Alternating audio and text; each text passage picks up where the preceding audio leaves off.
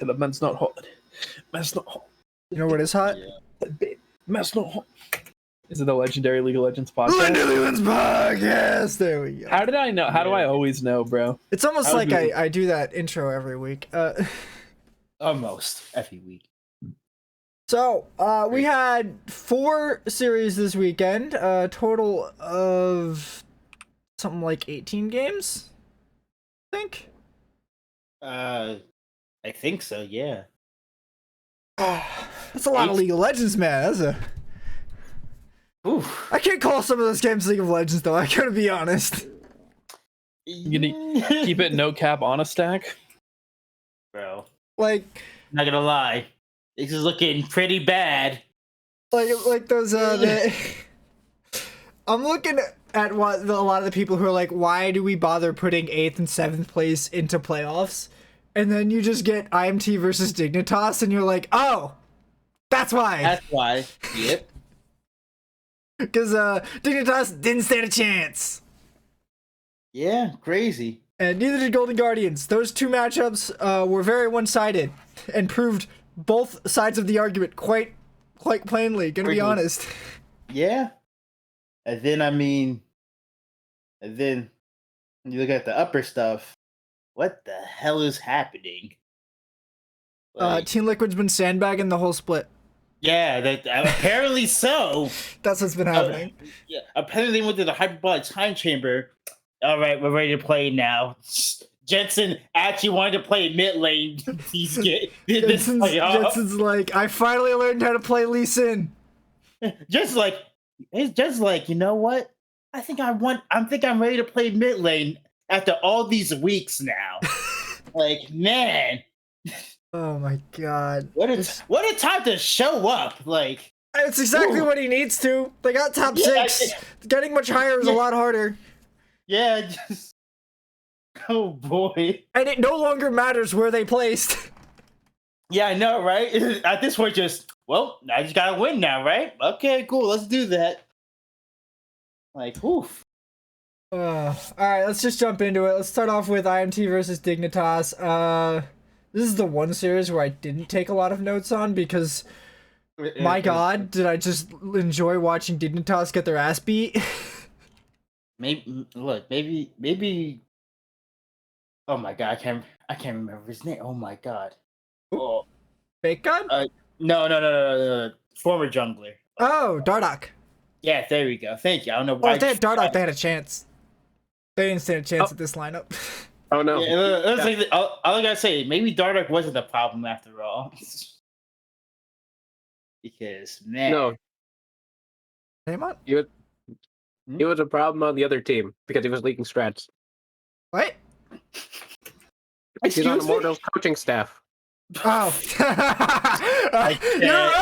I didn't even realize this is a revenge match for Dardoch. Oh, shit. Oh my god. I didn't even look at that angle. Shit. Oh. I never thought about... Yo. Giga big brain right there. Oh my god. No. This is why you don't get rid of the...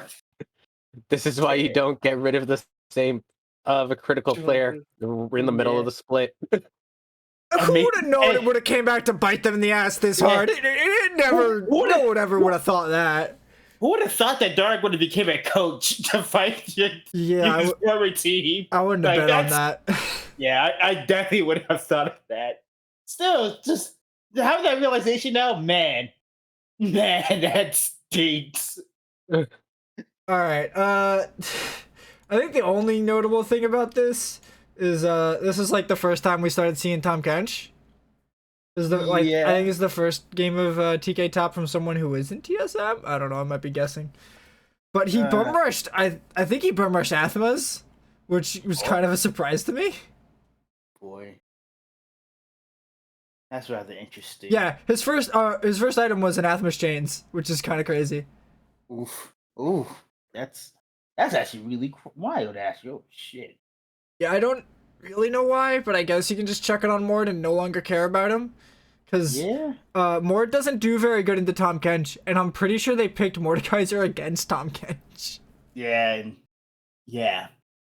Yeah, that doesn't. I'm not gonna take. I mean, fake. I mean, then again, this is fake Gods Mordecai, so you have to remember. This is fake Gods anything. Watching this man bleed gold out of topside is it's painful. It's really bad. Yeah, it hurts. The only game where he seemed to perform remotely okay was when he played set against the hell is that pick? Viego.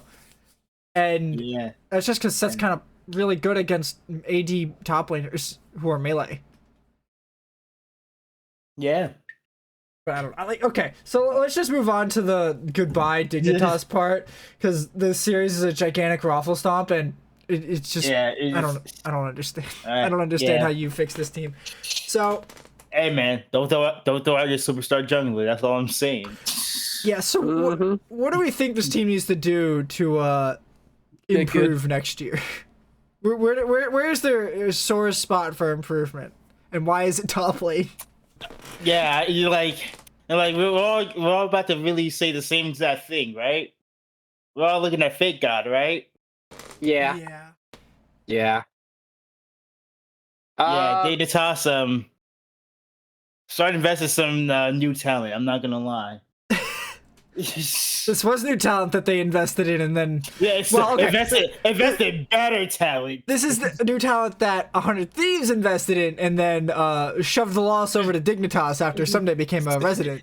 Exactly, they took sloppy seconds. So, anyways, oof, yeah, that's man. It's. I mean, other than that, I mean, the mid lane needs an upgrade.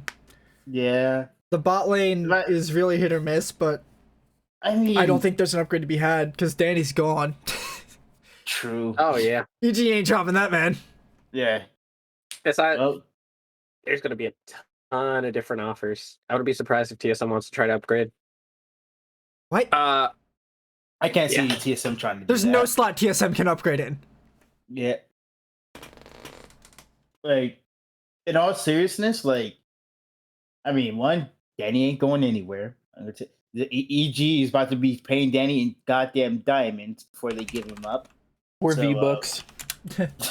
True. The more valuable currency. Yeah, true. Maybe some Dogecoin if we want to talk about real value here, boys. Yo. Yeah, hold up. Pay him in Electrum. There we go. Burn all FlyQuest's trees down. Anyways. Poggies. Like, there's no way they're giving up Danny at the end of the day. That's not happening. And damn. Danny's contract expires in 2023. Yeah. You think they're letting him go early? How much money do they have to get? So much money. Yeah, you have to be getting I don't think there's any amount of money you could pay to get the best AD carry in the league right now. Who's a fucking rookie. Yeah. It's so crazy, man. It's like that's the only player that I think they could get for an upgrade. I guess who's an academy? For who? Evil Geniuses or TSM? In general. Oh. Like I don't know of anyone in academy that's like a prospect to replace Neo, like outright. Dignitas? Academy summer.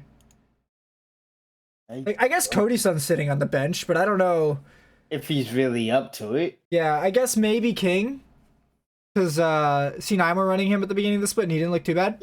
Yeah, King wasn't all that. Wait, we traded King? No. No. Swap back. Okay, my bad. King went to EG?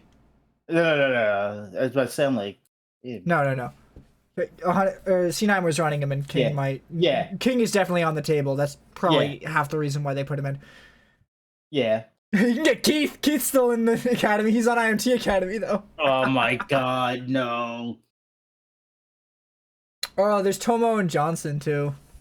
For FlyQuest, because I don't fucking know what FlyQuest is gonna do. Yeah, FlyQuest is, yeah. That's the only, like, 80 carry they can upgrade. Everyone else is, I'm just like, I don't know why they're on this team. I don't know why we have Fake God, and I don't know why we have Yasui. Acadian's fine, but, like, Dignitas Academy has, damn it. Saligo, yeah. They had Saligo Yeah, and Saligo. Dardoch, and it's like, so why aren't we running that Saligo if he was performing just as good with Dardoch instead of shooting herself in the foot? Like, that's it. That's the story. I don't know. Yeah. This is just wild. This team's a dumpster fire. If you thought CLG was a dumpster fire, let me tell you, kicking your best player, even bigger dumpster fire. Yeah, I mean, but then again, I mean, 5 quote unquote of the best, and then I'm not gonna lie, man, that was really bad. If you can't compete with IMT, I don't understand how you expect to do anything at all in the LCS. Like, I'm not saying IMT is an awful team, but they're not better than the top 5. Yeah, but I mean, but still, remember, COG, they took the hyper L. I don't know what's wrong with COG. I don't fucking know. Look, that's all I'm saying. Like, COG is literally the graveyard at this point. Like, if you go there, you're dying. That's it. Yep. Okay. Might as well just draft a roster of entirely new players and just put them in there. Oh, they could get Pope out there. Brand new. I don't think POV is gonna go back there. I don't know what POV is gonna do next split. I don't know what anyone on CLG is gonna do next split. Yeah, I'm like taking my exit condition and leaving if I'm on CLG. Yeah, I'm like, bro, this is not the play. I'd rather do nothing than play for CLG if I'm a pro. They'd have to do like a complete overhaul. They did a complete overhaul. This is what they got. That's literally what they did. And they sold. This They sold everyone. This is about Dignitas, not CLG. Yeah. I'm sorry. It got the best of me. Yeah. You can get Wild Turtle for Dignitas. Actually, that sounds not bad. Not gonna lie. True. Not gonna lie. Yeah, that works. God. All right. I'm done talking about this stupid fucking team and their stupid fucking decisions. All right, let's go talk about C9 versus Golden Guardians and whatever that ass blasting of a series was. Oh, yeah. Who? So C9 did something interesting game 1 where they blind picked Trundle Jungle. Yeah, I'm not a fan of that. I'm not either because it got punished. But GG isn't good enough to actually swing through with that punish. Yeah. They picked Lilia in set. I think that's R4, or technically it's R3, but yeah, something like that. Yeah. So I'm just wondering why the fuck we're letting them just pick Lilia here. Wait, Lilia should do good here. There should be a good game for Lilia, but it just didn't pan out. It just didn't happen. I was really surprised. And the game was pretty even until C9 got an ace into a 21-minute Baron and then just ended the game. Yeah. You guys remember that meta when that was a thing? Yeah, no, crazy how that worked and how that works and all. Like, man. Whew. I mean, there's like a little bit of kills here and there, but I mean, that really didn't matter much. I thought they had a chance in this first game for like first 15 minutes. I'm like, yeah, maybe they can take a game or so. Let's see it. And then no. Nope. Yeah, that's it. Oh, we're dead. The end. Let's go. Big nope. Yeah. This is another Tom Kench game. Actually, yes, I've been very interested in how the LCS has been playing Tom Kench. Hasn't been super useful because it's just every game's a blowout. Yeah, I mean, Tom Kench is there just to make sure that you don't get shit. I wonder. I want to see Tom Kench actually get some agency. But if every game is going to go entirely one way or the other whenever he's in it, it's like, is that Tom Kench's fault? Or is it just the game being weird? I would say that. I mean, some of these are just the game a little bit being weird, really. Because I mean, these are really just like very much, very tilted in favor games, really, and. I mean, are these not looking at it really kind of sucks. So yeah. Yeah, they were just blowouts on both ends. You can think about the Immortal series. You can think about the C9 series. Revenge had a good Tom Kench, and it didn't look like he got punished too heavily for it. And then in this series, Fudge, him and his team are at least able to smash the lower bracket ones. Yeah, I mean, Licorice got Tom Kench too in the second game, but I mean, it obviously didn't pan in his favor at all. No, what seems to happen with Tom Kench is that as the game goes later, it's either you're the big giant wall that's getting shot down from multiple angles, or you're there and you're able to be a brick and your team's able to do something about it. It's one or the other. You just need to be able to coordinate plays. I mean, when C9 had it, I don't feel like it mattered what champion Fudge was playing. Yeah, it generally did not matter. It's just like, oh, here comes this giant fight towards the dragon. We take it. Now it's Baron time. Actually, it wasn't even against the dragon. It was towards the Baron. Never mind. It's like, oh, Baron fight. My bad. Baron fight. We aced them. Cool. We get the Baron, and now we just win the game. The end. And there's nothing you can do about it. That's literally what happened that game. And it sucks. And with the second game, I mean, there was a... Oh, right. In second game, Golden Guardians go to take a dragon, and they just leave the jungler on the dragon alone. Yeah. They leave, like, Bruiser Xin Zhao on the dragon, who has no damage, by the way. You can't kill a dragon by himself that quickly. And then there's a DPS just standing in dot bush the whole time. Yeah. And it's just like, why don't you just, like, hit the dragon and then kill it? And then if you die, it's not that big a deal. Instead, they die, give over the dragon, and I think they give over Soul. Or no, is it Soul Point? Soul Point? I think... Ooh. Oh, no. I don't think it was Soul Point. I have no idea, actually. I don't think it was Soul Point. I don't think so. It was at 19 minutes, so probably not. It was probably Drake 3. Yeah, which is Soul Point, not Soul. Yeah, it's Soul Point, yeah. I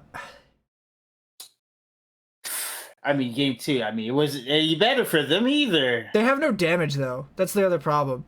That's one of the things I've written down from Champ Select is Golden Guardians have no DPS and they can't take objectives from behind. They're screwed.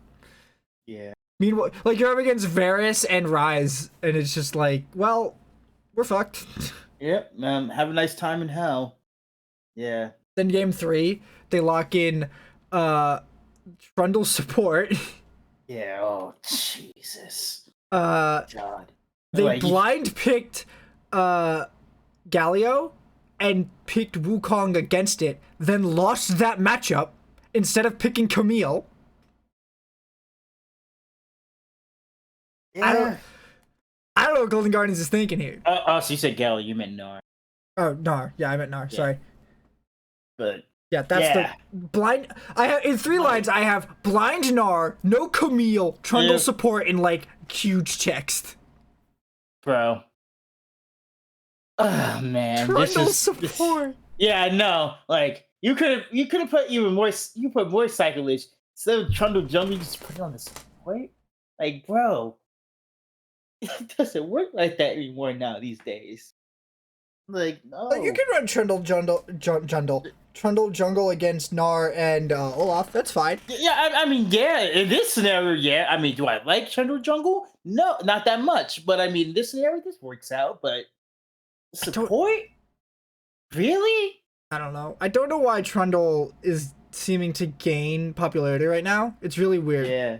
Normally he comes up with Sejuani because you can trigger Sejuani's passive. Murder her. You let her Q in and she just has 1 billion stats and then she drops everything and she has negative stats.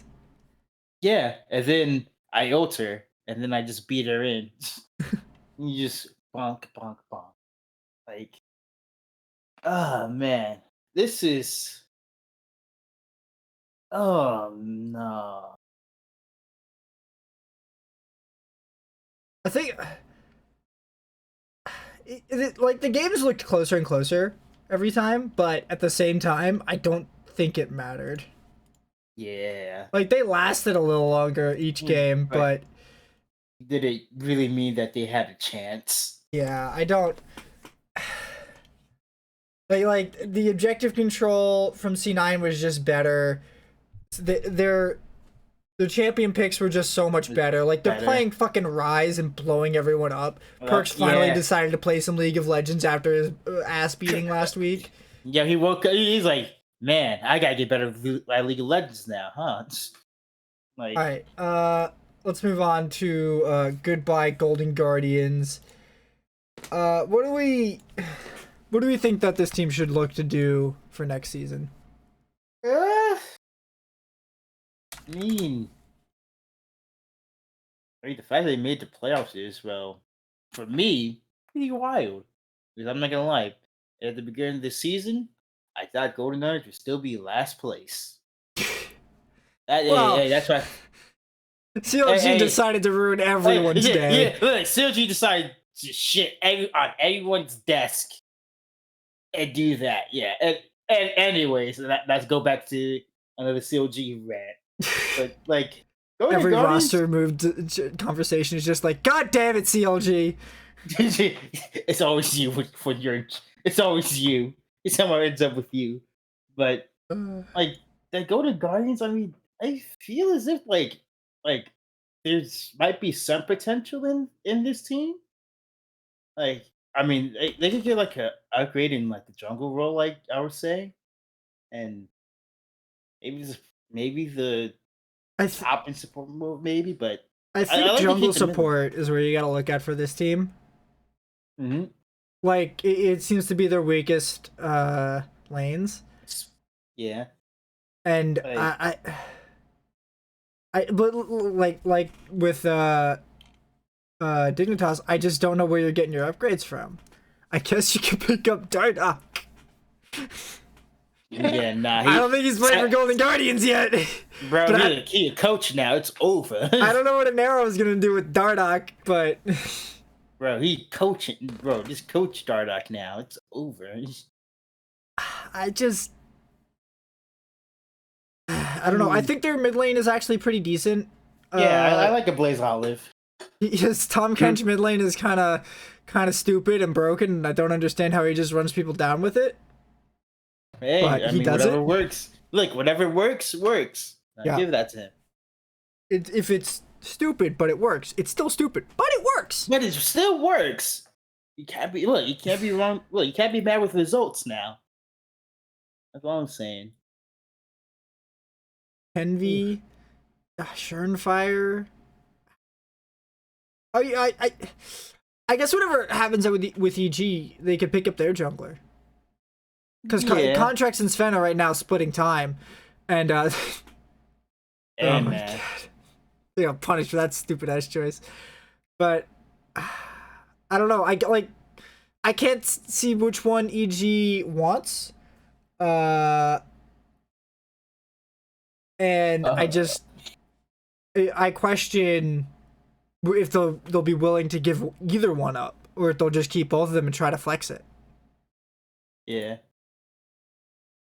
But I get with supports though. Yeah, I don't know. Poom's still around. I guess you could pick up Poom. Fucking Joey. Joey. Poom's the only one I would look at. Look just at a glance on this list. Not Joey? No Joeys in chat? No Joey. Any Joeys? Any Joey Wheelers, boys? I fucking wish, man. No. I wish Joey was really good, because then I could just keep posting Joey Wheeler memes. That would be based. Yep. That would be absolutely based. Yeah. I want Joey to be the best support in the LCS just for the memes. You can call this from carry Yugi, bro. Genuinely based. Alright. Let's move on to talk about the actual series that happens this weekend. 100 Thieves versus Golden Guardians. Evil Geniuses. Evil Geniuses. I can't read. I'm dyslexic, okay? Shut up! You're mad. You're just right. heated. Alright. That's the wrong page. So Yes, it was. this was a really tense 5-game series. Yes, it where was. it was 100 Thieves late game is dicey. True. It is real scary to watch Did you 100 say Thieves they're in the late wait? game. Which? Oh, the late game. Yeah. 100 Thieves. Their decision making is Sus. questionable. Red is sus. Get it? Because 100 Thieves is Yeah. red. Oh man. I'm not late for these Among Us jokes, am I? I'm right on time. Oh Perhaps. god. So in game one, they start off with some of the weirdest bands. They have LB, Gnar, Kalista, and Varus bands. All 4 of those champions, I wouldn't dream of banning in round 1 bans at all. Like, I see no reason why you ban these. And then they just they don't seem to have any impact on the what do you call it? On the pick ban. But the only reason why you ban Gnar is the first pick Renekton, and I don't feel like there aren't other options up against Renekton. Yeah. I can see that. This is I mean, interesting bands, but I mean, I say that the picks that they got, the picks that everyone got, it looked rather average, really. Well, on the contrast being a Lee Sin. Oh boy, Lee Sin in the jungle. Oh god. Based or cringe, you decide. I don't know. After seeing that Lee Sin mid, not gonna lie, man. That looked pretty. I'm not gonna lie. I don't know why he got some of these mid laners. I learned his Lee Sin mid now. I don't know why they were running Lee Sin here. Like, yeah, this is rather interesting. It's I don't know why people are running Lee Sin jungle, and I think they ran it 3 times. yes. They ran it did. four times. They ran it 4 games in the whole series. And I don't think it's good. I don't think Lee Sin jungle is all that great, especially with these teams taking games to late really hard. Yeah. But the only game where it kind of closed super quick was game 3 and game 5. Mm-hmm. My only note for game 5 is 100 Thieves have an early lead, kind of like game 3, and then in my closing thoughts, it's it was exactly like game 3. Yeah. Game 3 out here, bro. Look, all I gotta say. Here we go. Yeah, all I gotta say, man, just better jungler. Better jungle. I don't. I honestly think the contract swap really kind of screwed them. Yeah. They were dealing with Viego all 4 games. I think. But they put in Sven to be able to pick up Viego. And then Lee Sin. And then I'm just wondering, why the fuck are we putting in a player just to pick Viego when we could also just ban it instead of Varus? Yeah. I don't get this Varus ban. I don't know why everybody prioritizes Varus so hard. Every time I see Varus, I just see him playing 100 miles away, fishing for Qs, and then landing 1 out of every 5 maybe. And it's well, sometimes it matters, sometimes it doesn't, and sometimes Varus just doesn't bring any damage to the game. I just don't get it. Hey, would you rather have Ziggs? Bot lane? Oh god. Oh, okay. So the way this series kind of went was basically a gigantic ramp up for Danny until game 4. Yeah. Well, yeah. No. Game 4, it was the peak. It was the height. Yeah. Danny's power was unmatched. God have mercy. So everybody's seen the fucking play where Danny is standing there staring at 4 people by himself, and Ryze just throws 2 people onto the other side of Tristana and leaves 2 people at like 150 HP standing in front of Tristana with W up, and I'm like, oh, Tristana just kills 4 people here, and then Tristana killed 4 people. Yeah. And basically solo carried the game. It was an unofficial pentakill. That fight. That was like I don't remember the last time I've seen an actual unofficial penta, because it takes forever to get an unofficial penta, and you need the death timers to be in your favor. Yeah. So that was, I'm not gonna lie, that was legendary. yeah, That was a huge legendary play. moment. Coming from a rookie, by the way.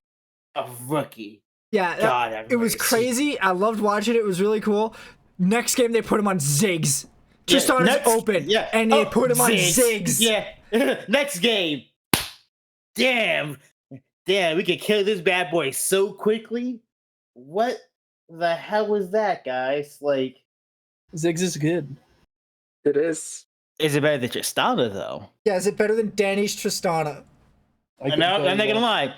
Anytime he went Tristana, he won every game on Tristana. Well, Literally. maybe I don't know. I couldn't think of anything funny to say. It's okay. Unlucky. This man is undefeated on Tristana, I'm pretty sure. Yeah. Even through the series, he didn't even lose on Tristana. Like, he played 2 Tristana games, did not lose. Like, if this would have been a Tristana game, who knows what might have happened? Might have won. The statistics say they would have. I mean, possibly, but I don't know. Jizuke on. They picked fucking Scion in game 5 too. And I'm just like, oh yeah, I don't know what that does. I don't understand any of these choices. Like the game really 5. Here's the game 5 comp. You got Lucian mid lane, Rakan support, bot lane Ziggs, Viego jungle, and Scion top lane. Now Scion's playing against Gnar. Gnar doesn't care about Scion. Yeah. Scion's not having a good time in lane. Scion's not been able to play top lane right now properly. And then, I mean, Lucian versus LeBlanc. I just want you to paint that picture real quick. We're gonna put an AD carry in the mid lane against the fucking assassin. I have no idea why they picked this comp the way they did. Tristana mid lane is better than this shit. Yeah, at least Tristana has, well, I would say a better escape move, but I don't know really. I mean, well, you could alter off of you. Well, yeah, it is a better escape move instead of, well, you can just if you have vision on her before she dashes in, you can just buffer the ult, and then she just loses her landing. Yeah, but I mean, well, in Lucian's case, well, yeah, you gotta take it like a champ. That's all I can say. Man, did he take it like a champ? I can't even blame Sven when they put him in for this game, because Sven did the best out of anybody. Yeah, he's the only one getting kills. He's scumming out kills where he should probably be dead before he can get this kill, but he gets it anyways. And it's just like, well, now what? The guy we put in is doing well, but everyone else is now shit the bed. So was that the problem, or was it our crappy ass comp we picked? True. And then Lucian's running the Eclipse build, which I just find awful. Wasn't Lucian running like? Oh yeah, Jizuke runs Airy on Lucian too. I think you're supposed to do that. It's just for poke. Yeah, which is, I mean, it's for the Q poke, but I'm just like, get it on autos too. Oh, you do? Airy? Yeah. Interesting. That's just. Honestly, I don't think you should be able to pick Airy just for poke, to be honest. Yeah. I would hope it would be just a little bit more than just poke. Unless, that's literally your gameplay, aka Xerath, aka every other mid. Right, but you're supposed to take Comet or or was it whatever the fuck the fire one is or whatever. It's not Deathfire Touch anymore. Dark Harvest, that's what it is. Fire Grasp. It's like if you're a poke mage like that, you're supposed to take Comet, Dark Harvest or Thunder. Yeah. Still just This sucked. It's so like it was such a great series up until this point, and then they picked this comp, and I'm just like, oh, they're inting. And then Closer just said, well, time to just play League of Legends.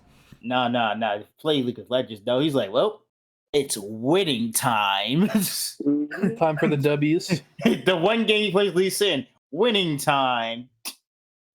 Like, oh man, I'm looking forward to seeing more from Danny. Oh yeah. I think the matchup against C9 is gonna be fucking crazy. Oh jeez. That's a series I want to watch. Yeah. I'm hoping EG just rolls them or something, just because it'll be funny. And it's just like Danny demolishes Ven, but I think it's gonna be close. I think it's gonna be one of the tighter ones. It's gonna be great. All right, let's move on to talk about TSM versus Team Liquid. Well, the part 2 of It's Winning Time. Oh my God. From goddamn Jensen. I don't know who the fuck gave these guys steroids over the last 2 weeks, bro. Like Jesus fucking Christ, they look so different. Good at the compound, boys. Bro, Jensen is juicing right now. Bro, my guy's been consuming the gamer juice. Bro. The forbidden I don't know what they really did with Jensen. I don't know what they really did with Jensen right now. They put him in the laboratory, bro. Yeah, they ran experiments hit him with that Captain America juice, bro. Yo, they gave that man a sandwich. Holy shit. He became powerful. They found Jensen staring blankly at a wall, and they said, "Brother, do you remember this?" Spritzed, bodied by Jensen into the air. And suddenly, the sight returned to his eyes, and he knew his path forward. Nah, not even, bro. They made Jensen into the Winter Soldier out here. Bro, they gave him the code words. Oh, they activated the sleeper, bro. Not like this, bro. Bro, that's all I can think about right now. They gave him the code words. He's winning League of Legends now. This shouldn't be possible right now. Oh man. This game had a lot of like Syndra prio, which was kind of baffling to me. Yeah, a bit, yeah. Like I don't know why Syndra's getting so much prio here. I like if you had to pick me 2 mid laners that were gonna play Syndra, I'd probably put Jensen and PoE at the top of my list. But like, I don't know why we're prioing this over other contested picks. Like, I don't feel like is Syndra into Azir or Victor that unplayable? Like, really? Syndra to Azir or Victor? Like, is that so unplayable for Azir or Victor? Like, I just don't get it. And then they picked Azir. They picked Azir into LeBlanc game 1 and got blown the fuck up from it. Like, yeah, LeBlanc. Well, Jensen. No. Not LeBlanc. Jensen murdered the game. The weird thing, that game 1. If you looked solely from draft, you saw TL and you were like, oh, they just straight up lost draft. They did. They absolutely did. They had the beginnings of a pick comp with a Gnar on the side. I'm going to say here's the problem is LeBlanc does really good against Ziggs because she can find Ziggs and kill him for free almost all the time. And then you have TSM who has Aurelia against Gnar, but they didn't capitalize that much on it. Gnar died once the whole game. No. They have TSM hands down has the better team fighting comp. They have no real conditions that they need to meet to start like a team fight or anything. TL requires a lot more setup in order to get that done. I don't think so. Well, I mean, it's. I object to that. It depends on positioning. Like, sure, TSM with the Phoenix right now, bro. Yeah, fight. Yeah, like literally, you can start with the whole. I'm just gonna Verisult somebody, hit somebody, and then we blow them up. They literally could just walk in, hit somebody with an R, blow them up, and just leave. Yeah, there's nothing that the other person can do about that. You land Verisol, you follow up with Jin Zhao, and then he just ults, clears the lane for the target. The LeBlanc just ults in on top of that with double Q, and suddenly the person has disappeared. Yeah. And then God forbid, like a Thresh gets a Q in here, they were just gonna jump on the next guy. Yeah, and then if the other team starts out, we get the Gnar ult. If anything, this seems actually more stat than you might think. And then what does TSM have to do? They literally have to do one Irelia ult, maybe on 2 or 3 people, if you can actually hit it, followed by a Ziggs ult. And that's it. Problem number 1. That's all. You see that? Look at this. By the time Irelia gets close against someone to use that ult, she is dead. I mean, well, nah, not really. TSM doesn't have enough front to back to fully dictate a fight like that. Like, you need some really beefy tank in the front who can absorb all of the entire all-in from the enemy team and then get engaged on over top of it by another, like, off-tank or something. And the support. Like, it just... Aurelia's not a very good... Aurelia and Lisa are not very good frontliners. Yeah. They're, like, flankers and a split pusher. So it's really hard to, like... What if you get a bunch of warmogs? You'll blow up faster. You'll blow up faster. You blow up really quicker, which I do like. And like they do that, guys. Build warmogs for me. I can kill you quicker. Anyways, build warmogs. Just forget about all the % HP in the game. And also like the real actual like legitimate engage that you really have is like the Leona ult, in my opinion. Like the Aurelia ult is good at all, but like it doesn't really like stop them from like, well, really kidding you and whatnot. Like, it gives you damage and slows them, but I mean, we can still like flash away from it. We're still here. We're still conscious and available to kill you. This isn't like playing against Perks. Like with Perks, when they had a Leona, he couldn't do anything. He just ate every Leona ult and every Leona and just died 3 times. Well, yeah. But Jensen's not falling for that shit. Like, he was never in that position. And Core JJ has basically just rewritten the fucking meta right now and turned it into fucking river champs. There's no such thing as a bot lane support anymore when you play against Core JJ. He just drags you around the map. He's like, you thought I was gonna be there? Psych! I'm actually up top lane. I'm killing your jungler, by the way. I don't know how I'm doing this, but I am. But yeah.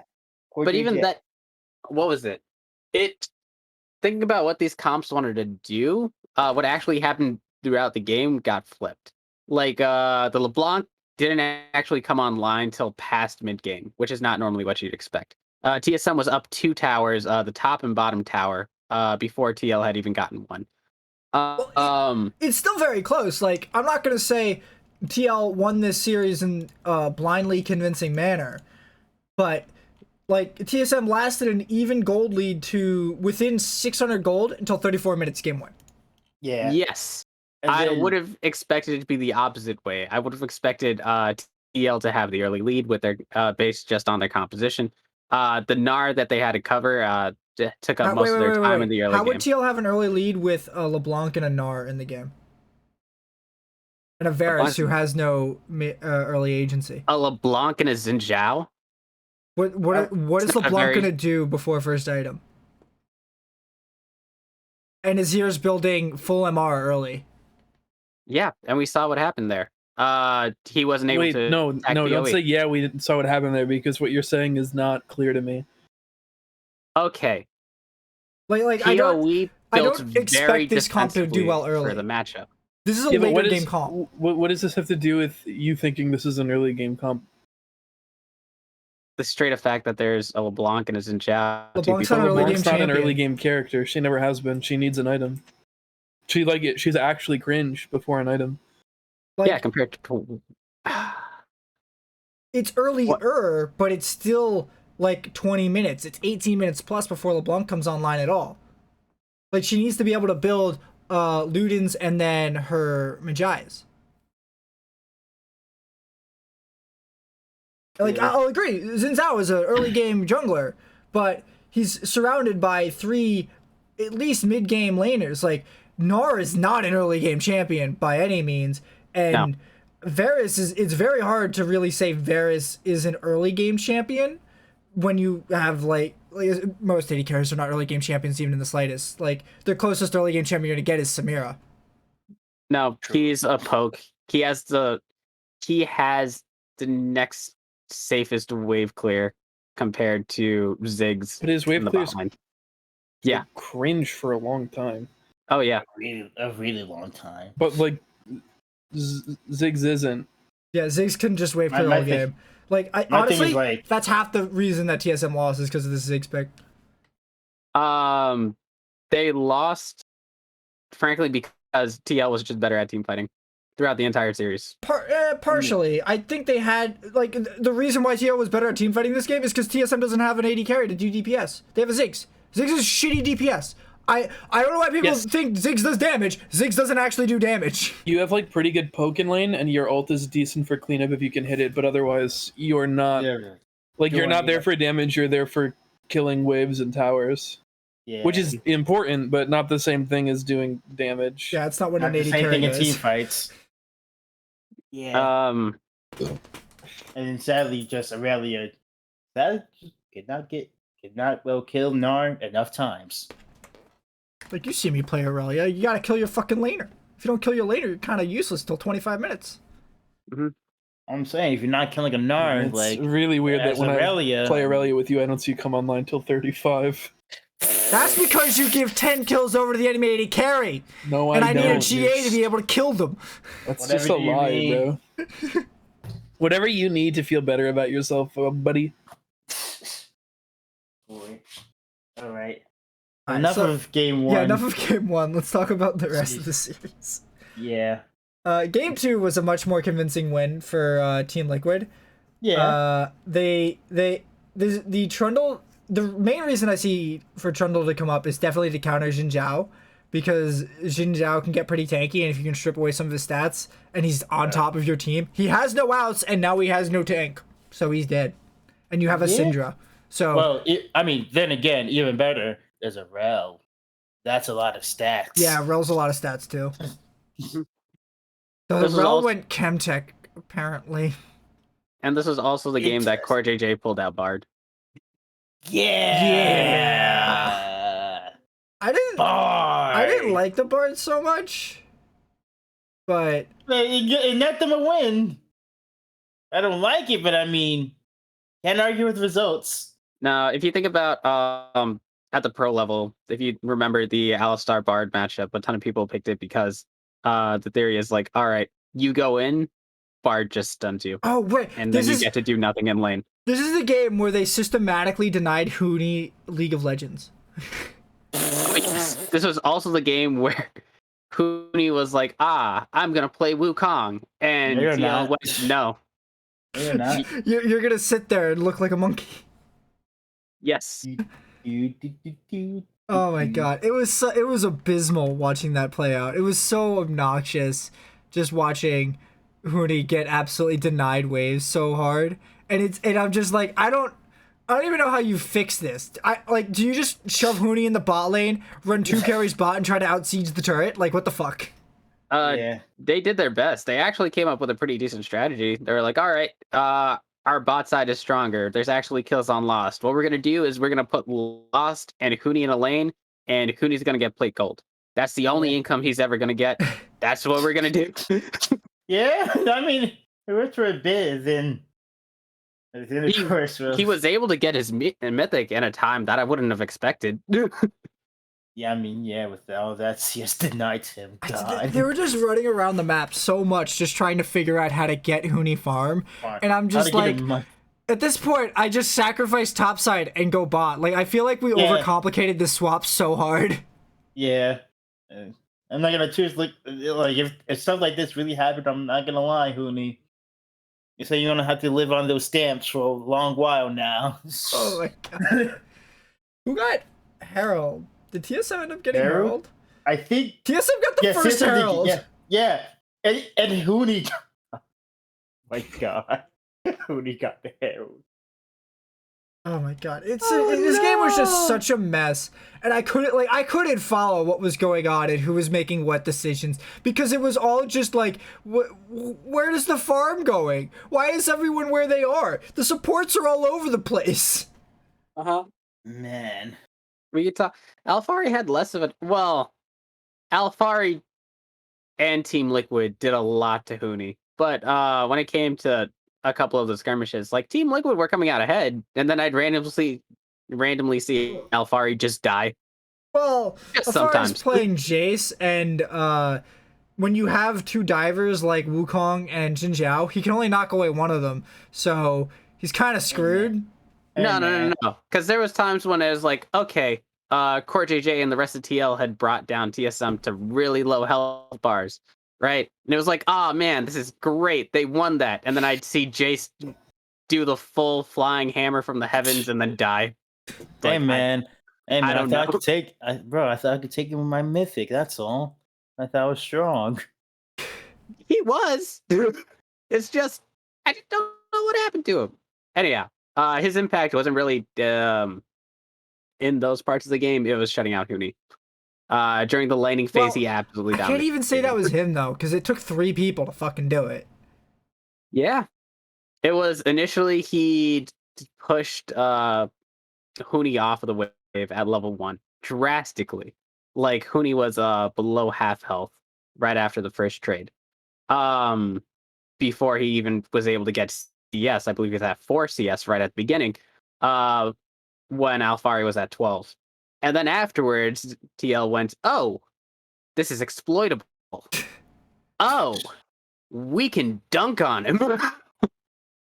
And then proceeded the rest of the game. Oblivion.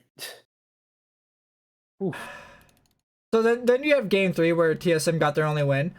Yeah. And this was a lot of like straight up control from TSM, but I feel like it was heavily because their comp is just straight better. Yeah. I don't like, they have Orianna, Trundle, Ashe, Nautilus, Gnar, like... Nautilus was in game 3? I thought it was Bard in game 3. No, TSM had Bard. Yeah, TSM had Bard. It was TSM had Bard. Okay.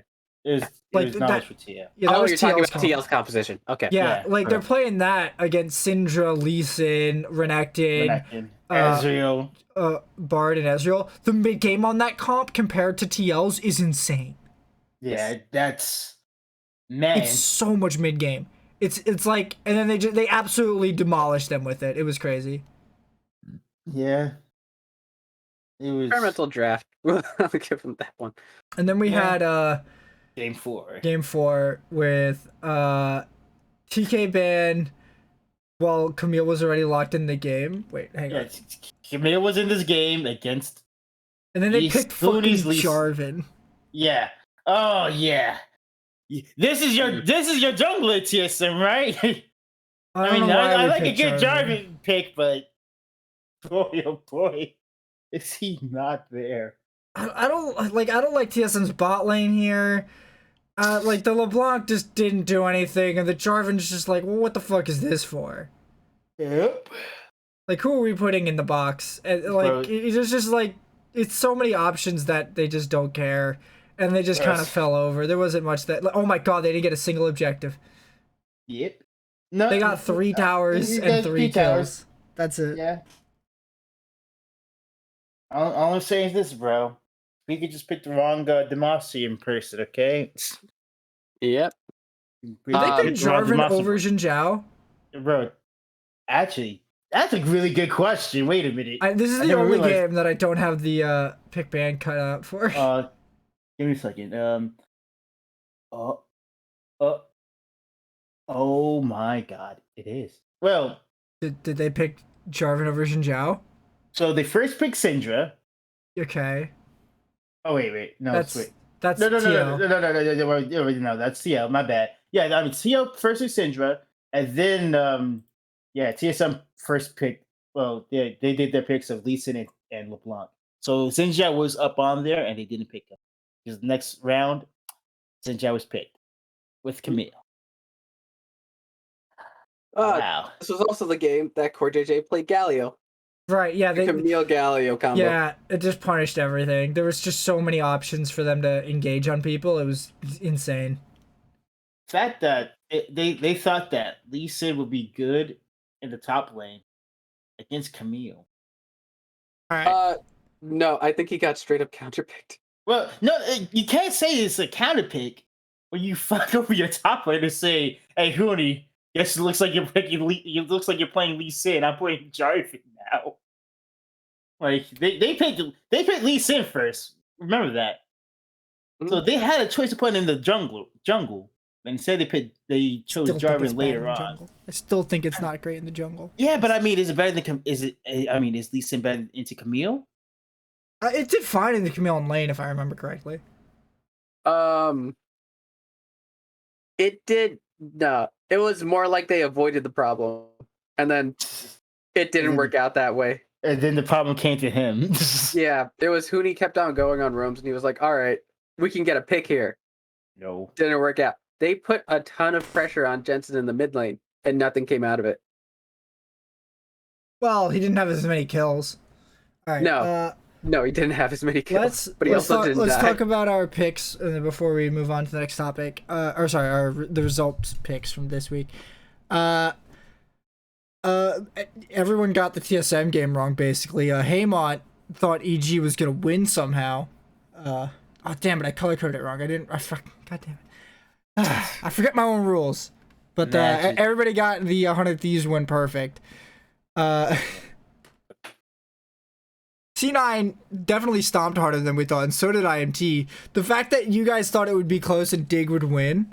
Hey man. Hey brother. I thought that maybe they'll get their winning time buff, but I guess that didn't happen. They forgot Darduck was on the staff. That was it. True. All right, let's talk about our picks real quick, and then we'll just talk about who's going to Worlds so far. For a couple minutes. All right. We got C9 versus EG, IMT versus TSM, and TL versus 100 Thieves. Let's start with IMT versus TSM since I think there's the least to say about that. Now, Haymont, why? Why do you believe so hard? That's the better question. First of all, was it Team Solo Min? All right, that's a name. It's all right. Got a league reference. But then you have Immortals. Immortals, dude, that's a team name, all right? That's a team name diff all the way straight through. Yeah. What the fuck are you talking about? I have no idea. Literally, what the fuck are you talking about? Immortals has the better team name, therefore they should win. That's my argument. That is complete and utter bullshit. All right. Now that that's out of the way, By Immortals is going to get a 3-2. We've seen how exploitable Huni was against. You think Revenge is going to do that? I think Revenge has a chance of doing that. I don't sleep on. Wait. You think Revenge and Xerxes are going to do what TL did to TSM? I didn't say that in as strong of terms. Right, but that's what you're implying. Immortals have a potential to do that. But that only happened one game. That did happen only one game, but Alfari was able to mitigate most of Huni's leads. I think Revenge can actually match Huni in a lane matchup. You're absolutely high. There's no lane in which TSM does not outclass IMT. No lane. Not one. I think that Immortals can handle Huni. I also think that when it comes to the late game, that Immortals has above average shot calling. Guess who else has above average shot calling? Yeah, it is above average. Huh? Okay. I don't know why you did the same one. Bro. Yeah. No, I'd say I'm more surprised by Immortals. All right, let's talk about TSM. Let's talk about C9 versus EG, which is actually a matchup that's actually going to be interesting. I think it's gonna be so fucking close, and the only reason why I think EG will probably edge out is because C9 are basically running up against the wall with their players. It seems like they've been playing so poorly all split that if they haven't turned it on as hard as TSM, so there's just no way that that's it. If they haven't turned it on as hard as Team Liquid, there's just no way that they can compete. Yeah. I can see what you mean. I mean, my reasoning, bro, I believe this is Perk's awakening to actually play mid lane. And right now, like, only ways that I can see, Cloud9 actually beating EG. I mean, it's gonna be tough, but I mean, Perk's gotta say it's winning time, and play mid lane like he was back on G2. That's one. I mean, and then Blabber, I mean, he has to step up his game big time. He just has to step up his game of being a jungler as you having awareness and I think the Rise pick is gonna be really interesting in this matchup. Yeah, it is. Oh no. Oh no. More Rise. No. Do you not remember? What? His Rise is bad. His Azir is worse. God damn it. We got C9 perks. Oh no. Oh no. Oh no, never mind. I gotta change my shit now. It's over. It's great. We're ruined. I can't. I just want them to lose a fucking series so that I can stop updating this fucking board and just write no sneaky, no worlds. I just want to write no sneaky, no worlds and leave it at that for the entirety of worlds. Bro, keep it alive, boys. It's gonna happen. No sneaky, no worlds. I'm pulling for that campaign. First you would. All right. It's just gonna be interesting. I think because you've got Danny coming in here off of that series. Like Danny looked really good. I'm hoping that they can really learn to rely on Danny and his gameplay, and really like play to that. I hope that Cloud9 realizes what Danny can do and ban that Tristana and make him play Ziggs and make him useless. They're so screwed though, because a Tristana ban in round 1 is ridiculously wasteful. Yes, it is. It's just gonna open up so many options if they have to do it. Oh, all I'm gonna say is this: if they can somehow make if Danny still plays Ziggs, they have a chance. There's a chance it's gonna happen. EG's kind of partial to doing a little something wonky every once in a while in the bottom lane. Not all the time, but every once in a while. Yeah, but you don't do it in game 5. Yeah. You just give your fucking best player his best fucking champion and you move on with your life. True. No, but it might happen like maybe a game 3. No. Maybe a game 2. No. We'll see. On the other hand, EG just has a better team environment. They also trust in their players a lot more. This is one thing that I've been talking about with Peter Dunn. Jizuke has enjoyed the fact that when he first came on, he came and actually talked to Jizuke and went, "Hey, you're not going to be benched at all. There's at no time that I'm going to be putting you on the bench." Who would ever say that to a player? There's no coaching staff who would come straight out and just say that. If there's some players, there's some coach. So, wait, what exactly are you saying? Basically, Jizuke came in there after he got that pep talk with a massive confidence boost. And ever since then, EG's just had a great team environment. They've been working well together. Danny's been an upgrade within the bottom lane. And I see no major problems with this roster. They could probably take down any of the top teams on a very good day. Yeah. And I don't think they're going to have any real problems against C9, who on the opposite side has had multiple problems and just can't figure out exactly what's wrong. They can take down any of the bottom tier teams, but when it comes against the top, they don't really stack up well. Okay. Wait, you mean C9 doesn't... You're saying C9 doesn't stack up well against the top teams? Yes, which I now consider EG to be one. I don't know. I think... They had an entire split. Yeah, but their problem is getting their jungle, top and mid to be functional enough to like work together and play League of Legends. And I don't think they've outright convinced me that they can do that now. Like they've even dropped games to like Golden Guardians because of it. Yeah. And it's just, if you cannot convert on these players, it's really hard to win games because you just don't have anything to play with. You're missing 3 players. Sure, Fudge can get a lead. Fudge cannot work with a lead. Fudge doesn't function with a lead for some reason. So it's hard for me to say that C9 are definitely favorites in this matchup because of how inconsistently their top side has been able to play, and by comparison, how much more consistent EG have become since they were very inconsistent with Jizuke. And Jizuke was the most inconsistent part of this team. Now, you can probably bring up that Impact looked a little shaky in the last series, but I would still argue that Fudge probably isn't better than Impact. And Fudge is only good when he is given the game to carry, and the rest of the team also does well. So I don't feel like Impact has that big of a detriment to him. I feel like you could put Impact on Shen for 5 games and he'd still be more useful than a fed Fudge. A 14 kill Akali Fudge.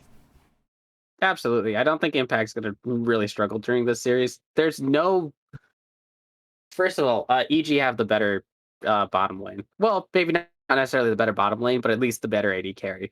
Ignar and Vulcan, it very much depends on playstyle. Vulcan sometimes shows up, sometimes he's shaky nowadays in the split. Ignar's always going to keep on going for plays, which is very nice about him. He's not going to shy away from a play. And it seems like EG as a team won't shy away either. Maybe the only thing that you could say that the C9 have over EG is that regardless of which jungler they put in, Svenskeren or Contracts, Blabber is slightly better on a good day, but that's Blabber on a good day. It's not, those don't happen too often especially during like this last split. We haven't seen that happen too often, and during this playoff series, we saw them stomp Golden Guardians, but that's kind of it. That doesn't really give us evidence of anything else. I feel like Blabber's champion pool is also just a gigantic issue. To me, it just seems like if you can ban out Blabber, it's almost a free win. I see no world in which they win a game where Blabber's not playing Xin Zhao, Olaf, or what's the third pick? What's the third pick that I have confidence in from Blabber? Gragas? No. I don't have confidence in Gragas from anybody. Yeah. Gragas is garbage right now. Yeah, it's playable. Lee Sin? It was Olaf, Lee Sin. Did you say that one? Yeah. No, I didn't say Lee Sin. I do not have confidence in his Lee Sin. Not in a million years. Yeah. If you put him on Olaf, I'm like, yeah, this game's probably over. You put him on anything else, I'm starting to question reality as to why we ended up here when Olaf was available. Shall. No joke. They should just straight up. Okay, they could. This might bring up Jarvan priority. If they just blind pick Olaf every game, Jarvan might just come up in priority. But who knows? It's hard to say whether or not they'd be ready to play Jarvan into it. I'd be prepping Jarvan for this. I'd be trying to figure out what the fuck I do with Jarvan because it's an Olaf. It's just sort of brain dead not to play Jarvan against it. Yeah. There's only a couple slight problems that I see with that, which is that Blabber's Olaf can be very good, and if you're kind of seeding the early game in that sense by taking the Jarvan, which doesn't clear as fast, doesn't win the straight up 1v1 matchup against the Olaf. I think that would be a problem. C9's always had a small strategy that they've implemented multiple times against 100 Thieves in which they've been brought in the closest jungle. I don't think you really want to see that happening if you're EG. You don't want to give them the leeway so that they can do the same thing to you and go into either Contracts or Sven's jungle and punish them there.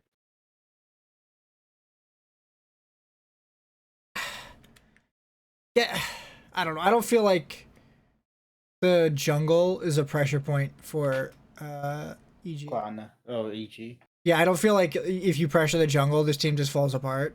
I feel like if you pressure the jungle, you're just gonna get punished by the solo lanes. Yeah. Because I feel like the way you win is by nullifying Jizuke, just nullifying Jizuke and Impact, and then if you can probably beat Danny in Champ Select at the moment. Like his best champion is Tristana, and while I'm pretty sure he can play anything else, he hasn't looked nearly as good on anything else. Like his Tristana has just been absolutely insane. Insane. Yeah, So, I'd also agree. It's because Tristana, at least how he's been playing it in these team fights, has been a very self-sufficient champion. He's been punishing people who've been mispositioning or trying to walk around his area, his basic range.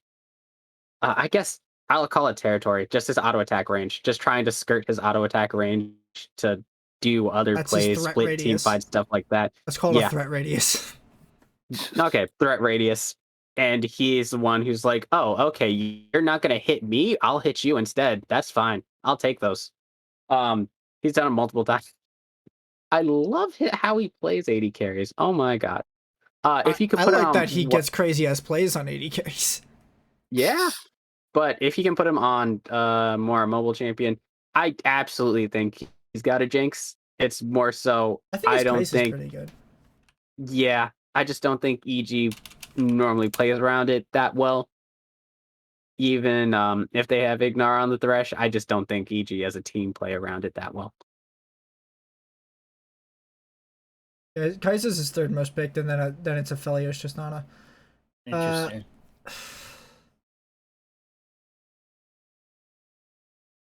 Man, fucking 9 games on Tristana undefeated. Jesus Christ. Yep. Well, we've talked a lot about this. Yeah. Let's talk about the next one.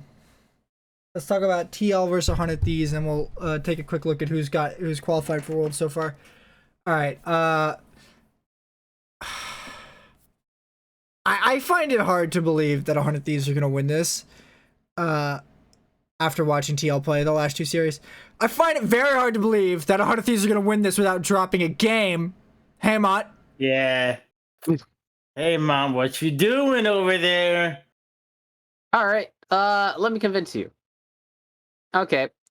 First of all, 100 Thieves. They do have Someday, which he may not be the best straight up top laner as of now.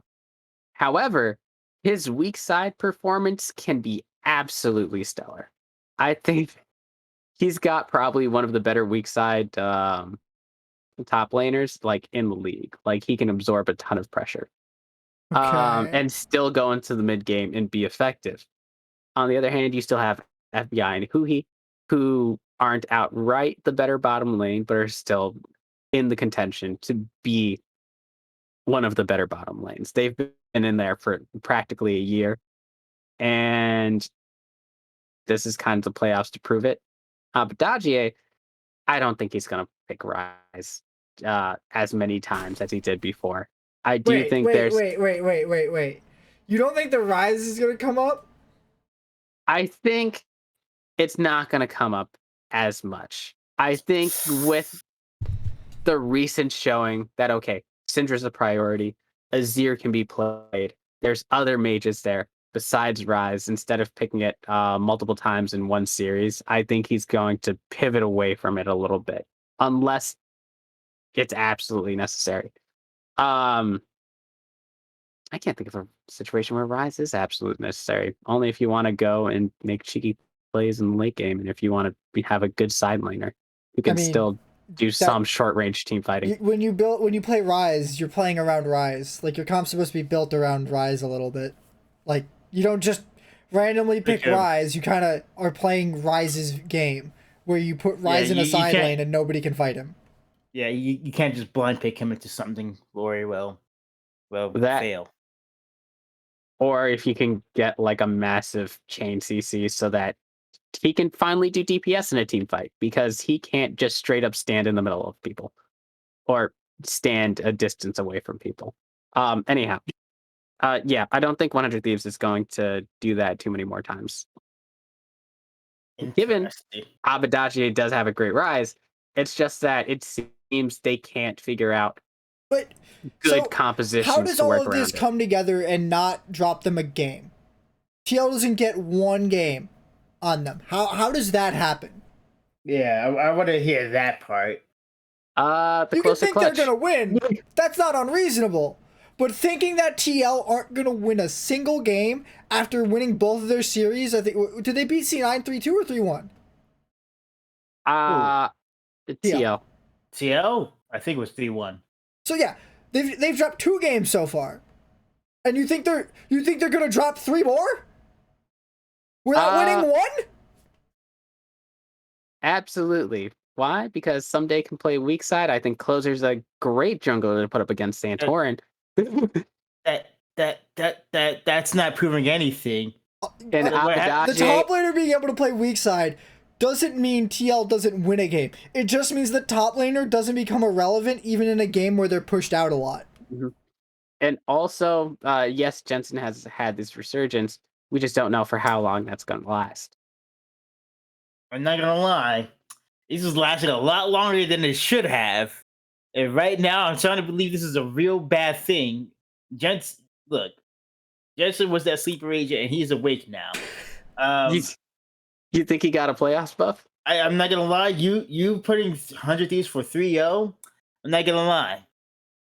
I still think you're gonna need some. You're gonna need some mental help and a day off of work for you, because right now Team Liquid is looking to scalp some people's heads off. And right, like Jesus. Do you not see these games? Like I do, but that's an aggressive way to describe the situation. Jensen's looking for that for everyone right now. Just say snatch and weaves, man. He's Rengar out here. He's taking kills. This is it. Hey, you knew what video I was referencing. Yeah, I do know, but still, Jensen ain't taking no for an answer right now. And it makes me very afraid for any mid laner out there. I think that if there's a mid laner who can shut him down, it would be Abaddon. I mean, I would hope so, but he's just running through. I would have put my money on like the mid laners who could shut him down. He's played 2 of them already. He's got 2 more left. And he made them look like children. He made Perks look like little Timmy, and PoE look like oh my god. Okay. It's so sad. I don't normally like to take digs at this, but we're putting Perks up there in that competition. Yes. By comparison to the rest of the LCS, yes. I'm going to tell you by comparison to what Jensen was looking like before, yes. Yes. Look, let's get it straight. Jensen before this, we literally put him as a second-rate mid laner, in all seriousness. In this season, that's what he was.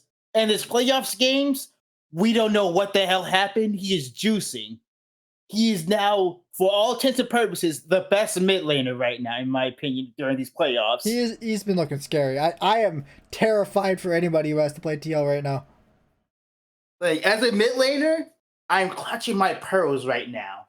Like, if I'm a mid laner, I'm clutching my pearls. I am afraid of just not getting styled on Jetson, at least, okay?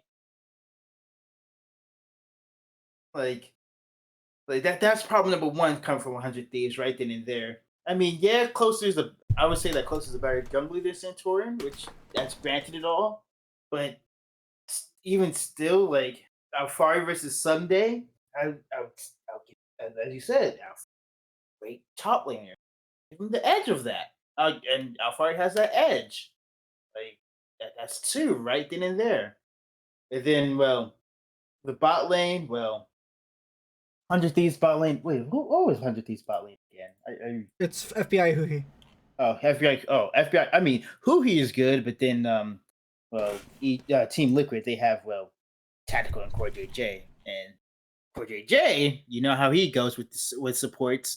You're playing my game now. You got to follow me. That's going to be a major part of this matchup, is seeing how well Huhi can respond to Core JJ's river. Yeah, Core JJ he's like, Core JJ's like, You gotta look at me. Look at your mid lane now. Look at me. Look at your top lane now. Look at me again. Well, look at that. I'm already in the top lane. He's dead. Now look at your 80k. Oh, look at that. He's actually mid lane and he's dead as well too because I'm there. Yep. So Haymant, in summation, you're effing crazy. I don't know why you did this. If you end up being right, I have no idea what's gonna happen. I am so confident that you will be wrong in some regard. They will either win some games or Heart of Thieves will lose. But I do not see this ever happening in 14 million possibilities. Look, if Heart of Thieves is somehow ever to do a 3-0, I'll literally eat a shoe. That's one. Don't promise that. Oh no, I'll hold you to it. I'll hold myself to it too. I'm ready. Like, I will boil up a shoe, put some seasoning on that, and eat it.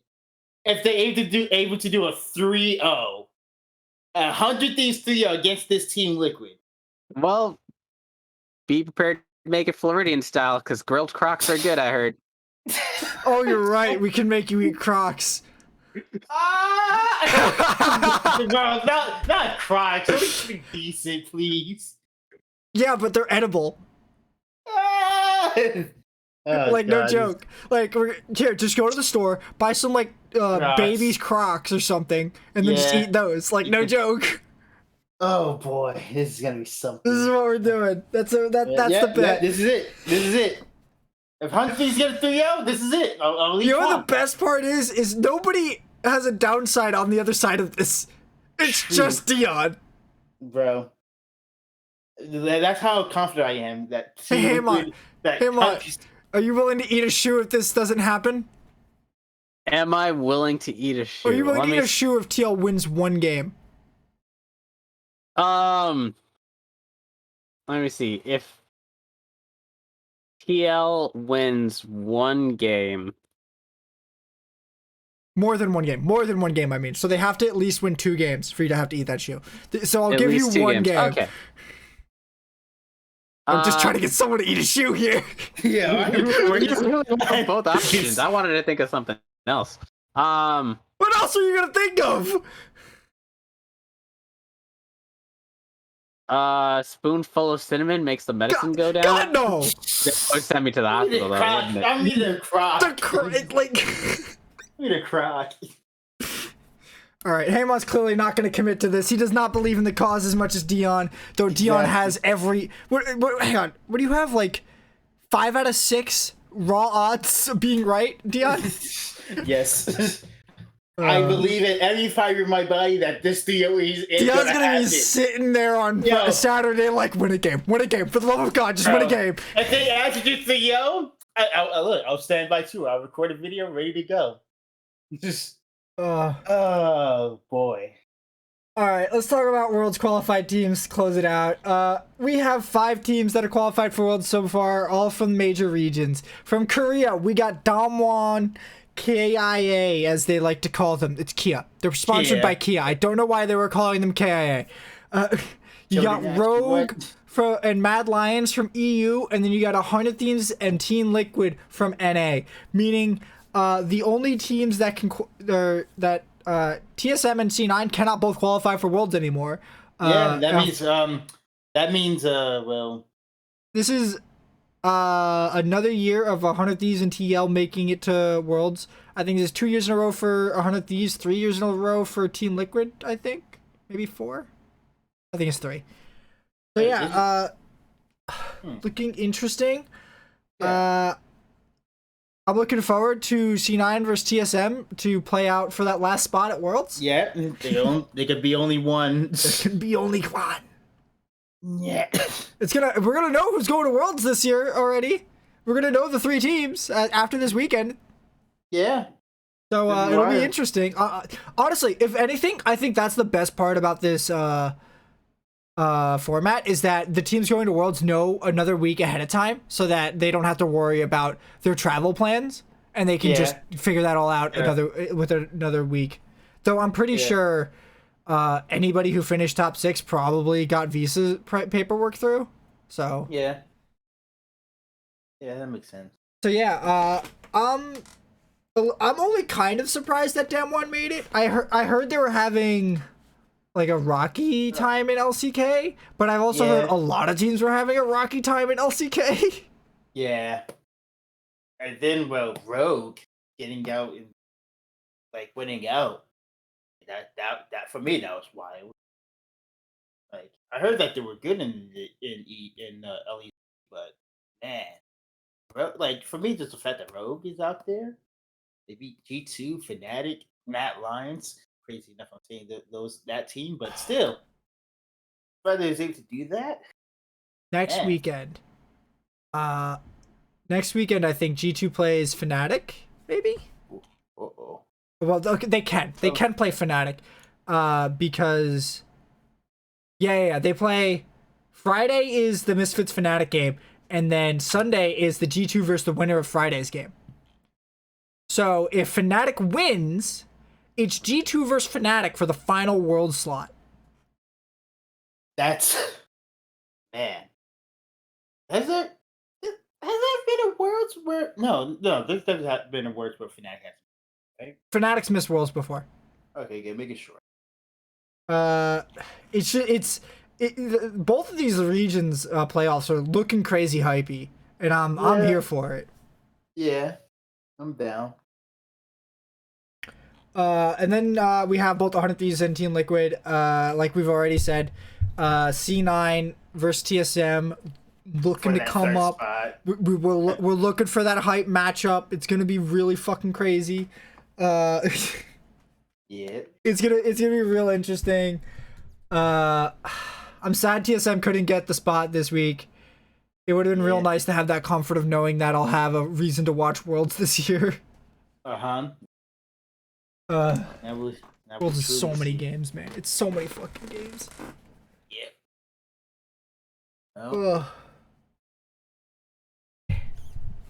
I just 100 Thieves and Team Liquid get into Worlds. It's kind of like it's a little surprising to me to see 100 Thieves getting here so consistently. Surreal, if you will. Like, I'm just a little unhappy about how the playoff bracket works out. That TSM, C9, and TL. Like, I don't like that they all can't make Worlds. This is kind of what you lose when you lose the regional qualifier. Like, I would prefer it if you still did the same bracket as before, but you also had the regional qualifier where the top points is guaranteed a spot at Worlds, but they're playing for second or third seed, and then everyone else is playing up to that third seed. Yeah. Like, I would much rather that. But hey, gotta do what we gotta do.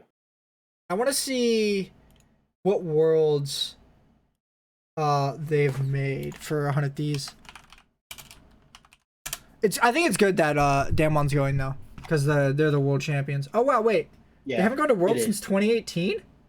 Yeah. FlyQuest went the last 2 years, didn't they? I don't remember. Think so. I think it was FlyQuest.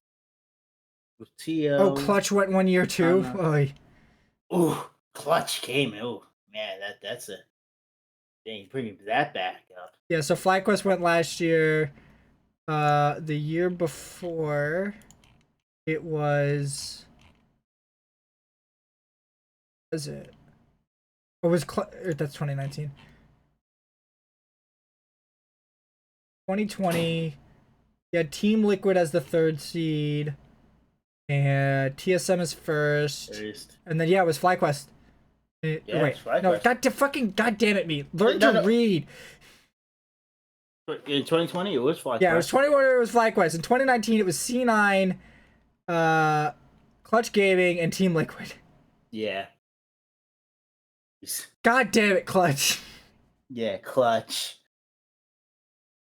Ugh. Now known as Dignitas. Now known as Dignitas. Oh my god. Oh, I don't know. It feels weird. It's like there's sort of this changing of the guard kind of going on, but at the same time, it just doesn't feel like it. Like, it still feels like TLC9 and TSM are the best teams, and the main reason why all three of them aren't going is because they had to play each other. And that's what's going to happen. Yep. Oh, well. There's always There's always another way to get in. Just have a team drop out unexpectedly. Sure. Anyways. All right. I think I'm out of topics. You want to take us on home? Yeah, I think that'll do it for us this week on Legendary League Lens Podcast. You can catch us live Tuesdays at 7 p.m. Eastern on twitch.tv/Nizzy2K11. You can catch the VODs on the YouTube channel Legendary Podcast. You can catch the podcast version anywhere you get your podcasts. And have a nice day.